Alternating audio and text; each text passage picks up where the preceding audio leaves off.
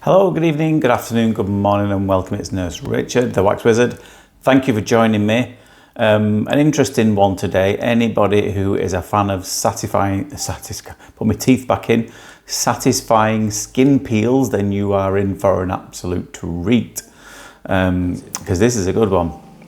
Now, I have been, this chap has been to see me before, and I think he has featured in another video as well. Don't ask me which one it is, I have no idea. I don't keep a record of that, I'm afraid.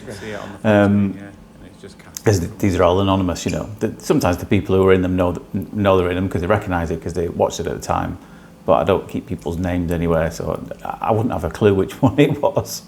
But I'll be honest, when I first looked at it, didn't really look like much, and it wasn't much, to be honest with you. His hearing wasn't really the problem. It was more of an irritation than a problem with hearing, and you can probably see why, because it's these thick layers of skin. Most of earwax is, certainly the majority of it, is just dead skin that's trying to migrate out of the ear.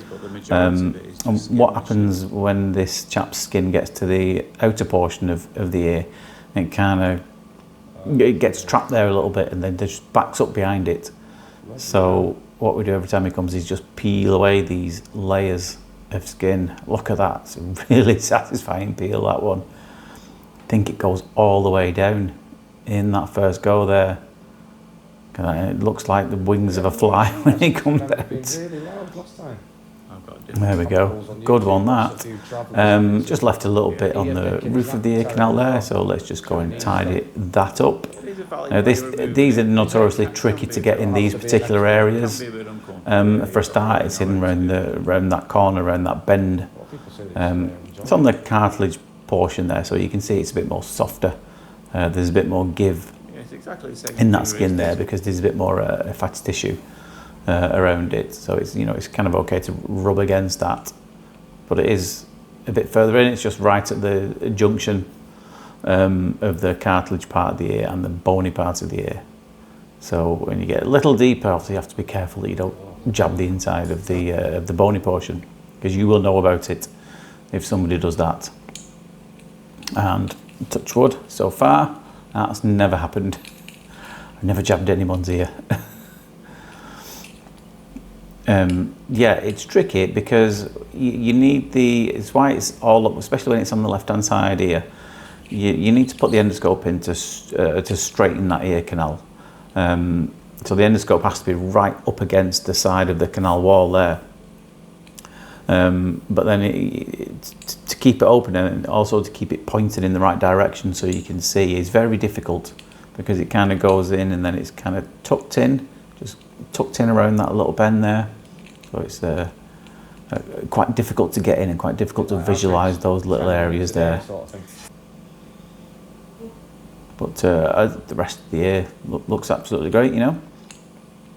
It was the other one actually had more in it.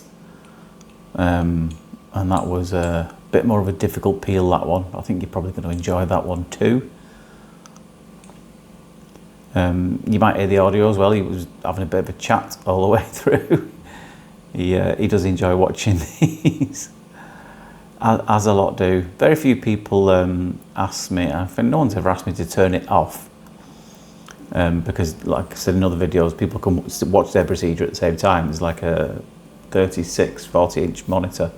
It's an old TV, actually, the old TV from my old bedroom, which is in front of them, so they can watch it while they're happening. But yeah, no one's ever asked me to turn it off. There's a few just like want to look away, I'll just shut their eyes. I had a lady in yesterday who she was looking through her eyes. I said, "Do you want me to turn it off?" She said, "Yeah." She said, "No, leave it on." And the kids were in as well. And the kids said, no, please leave it on, leave it on, leave it on. I think they watched the channel as well. And but Mum said, no, I can't watch it. And the kids were chatting all the way through it. And Mum had hands over her eyes like this. And the kids started going, "Oh, Mum, you got to see this, you got to see this." And she started doing this. You're kind of peeking through her like that. I said, "You're secretly enjoying that now, aren't you?" She said, I think one person coined it perfectly when he said, it's a bit like a car crash. You know, you're really not supposed to look at it.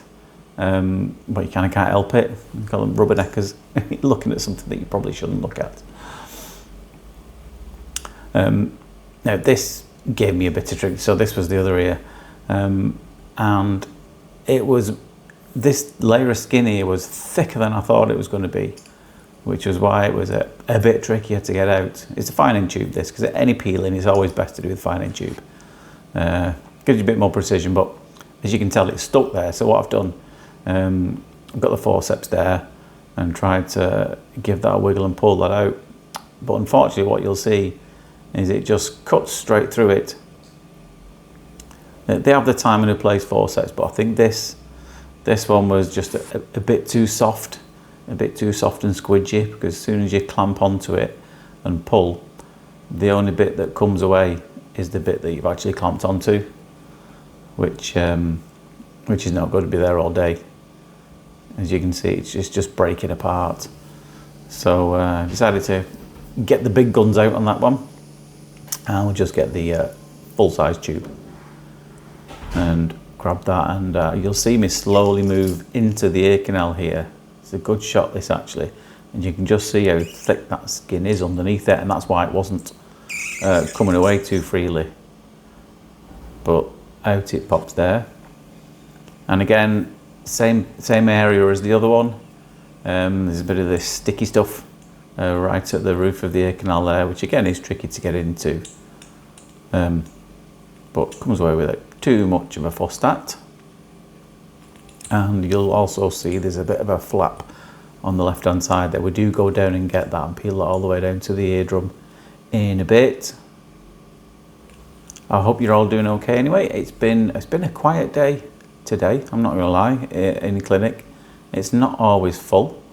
What do I do myself when it's not full, you might be asking? Or if not, I'm going to tell you anyway. Sometimes not a lot, to be honest with you. I hope your wife's not watching this. I mean, a lot of the time I use the spare time to make these videos. So I'm going to record like 3 or 4 now while I've got no one in for probably a couple of hours actually. Still have quite a fair bit of admin to do, writing letters to GPs, doing financial stuff, doing the accounts, because like I said, I'm just a one-man business. I do everything myself. Bit of advertising, creating an advert for the local social media page, yeah, bits of everything. But I'll be honest, when I've done that, I just kind of sit about and watch YouTube. just don't do much, to be honest. But you work for yourself, then you can please yourself, can't you? You can do what you want. What do I watch on there, you might be wondering, and tell me what you guys watch as well. I'm curious to know what's popular in different parts of the country. I watch some weird stuff. It's quite varied. Every now and then I watch, there's quite a lot of channels in there that do pranks. I do find those amusing sometimes. There's one that are quite near to us, they're quite local to us. I think they live in the next town, called Martin and Bex. They're very funny. You should go and check them out. That's Bex spelled B-E-X. You should go and check them out. They're, like I said, they live in the next town to us. I don't know them, but totally get their sense of humour because they're from our part of the world. What else do I watch? My daughter got me into this fella, and my wife, Niall Wilson. He's fun to watch. He does gymnastics challenges, like an ex-Olympic, British Olympic gymnast. His page is really, really popular. I like watching Matt Rife too, watching his audience, his crowd work, the comedian. He's hilarious. So yeah, I can watch all kind of varied things. Daniel Mack, I love that guy as well. It's fascinating, the cars and the houses and even yachts I think he goes into. I'm losing track, aren't I now, because the procedure's actually finished. Just thought I'd let you know what I get up to when I'm not doing that, which is sometimes not very much at all, but don't tell the missus. Because she'll say, oh, you could have been doing this for me, could have been doing that. Anyway, I hope you enjoyed that, but for now, take care of yourself, and I'll see you soon. Ta-da.